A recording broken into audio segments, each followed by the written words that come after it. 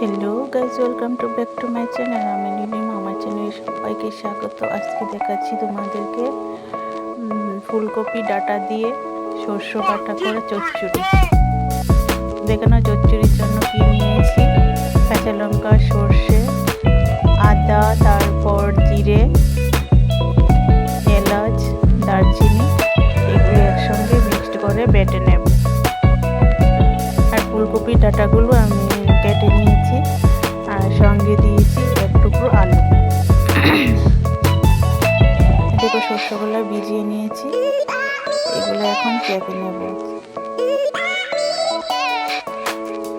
চেকে নেওয়ার কারণ হলো যে সর্ষে অনেক সময় নিচে বালি থাকে,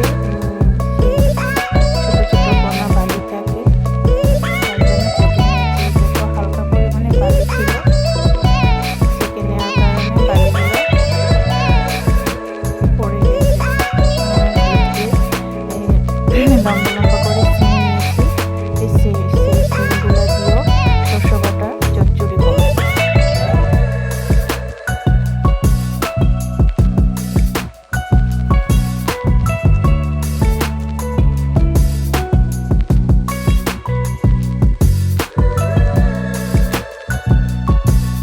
এখন শিলনোড়াটা ভালো করে ধুয়ে নিয়েছি, শিলনোড়াটাই আমি বেটে নেব।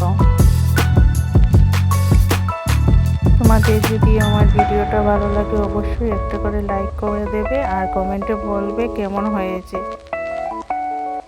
দূর দূরান্ত থেকে আমার ভাই বোনেদের অনেক শুভেচ্ছা ও অভিনন্দন জানাচ্ছি। যে যেখান থেকে আমার ভিডিওটা দেখছো অবশ্যই একটা লাইক করবে, কমেন্টে বলবে কেমন হয়েছে। সবগুলা সর্ষে আমি বেটে নিচ্ছি, তার সঙ্গে কাঁচা লঙ্কা, আদা, এলাচ, দারচিনিটা দেওয়া হলো খুব সুন্দর একটা স্মেল আসে, তার জন্য দিয়েছি।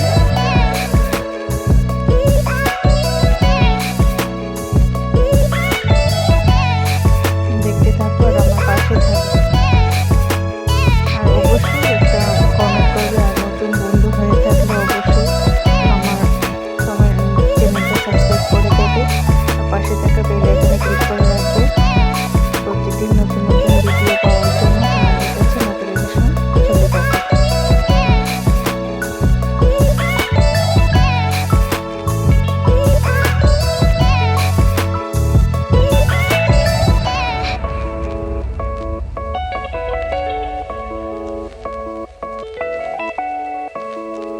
শস্যগুলো বেটে নিয়েছি, ওইদিকে কড়াই বসিয়ে দিয়েছি। কড়াইটা গরম হয়েছে, তেল ঢেলে দিয়েছি, সরিষা তেল।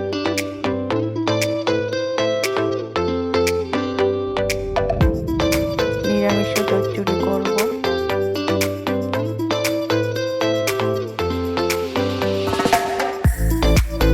দিয়ে দিয়েছি তোমার ফোড়ন দিয়ে দিয়েছি, আর এদিকে সর্ষে বাটাটাও ফোড়নে দিয়ে দিয়েছি। সর্ষে বাটাটা যখন লাল লাল হয়ে আসবে তখন আমি ডাঁটাগুলো দিয়ে দেবো। ডাঁটাগুলো আমি সিদ্ধ করিনি, সিদ্ধ করে ভালো লাগে, কিন্তু আজকে সিদ্ধ না করেই আমি চচ্চড়িটা রান্না করব। সেখানে হলুদ, নুন, শুকনো লঙ্কা, লঙ্কা গুঁড়ো দিয়ে দিয়েছি, আর সবগুলো একসঙ্গে মিক্সড করে একদম লাল লাল করে কষিয়ে নেব মশলাটা।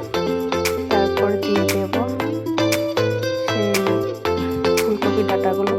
এই ডাঁটাগুলো আমার সিদ্ধ করে নিয়ে জলগুলো ফেলে দিলে সব ভিটামিন চলে যায়, তো তার জন্য সিদ্ধ করবি। আজকে সিদ্ধ না করেই আমি রান্নাটা চচ্চড়িটা করছি।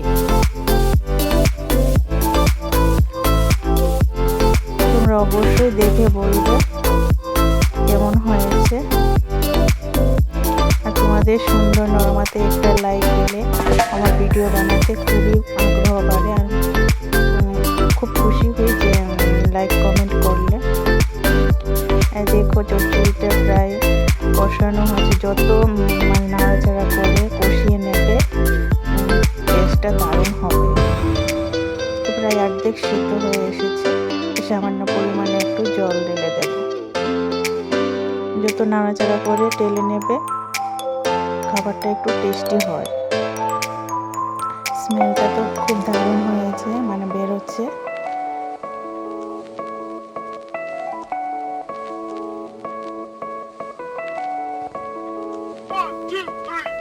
একটু সামান্য পরিমাণে জল দিয়ে দেব।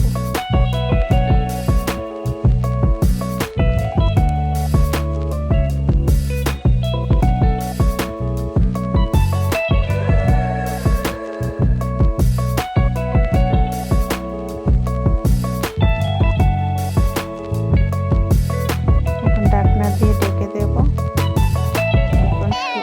কষা কষা হয়ে আসলে নামিয়ে নেব। দেখো প্রায় সবগুলো ডাটা সেদ্ধ হয়েছে। কষানো হয়ে আসলে নামিয়ে নেব। প্রায় শুকনো শুকনো হয়ে এসেছে। ধনিয়া পাতা দেব, ধনিয়া পাতা দিয়ে আর এই চচ্চড়িটা গরম ভাতের সঙ্গে খেতে খুবই দারুণ লাগে।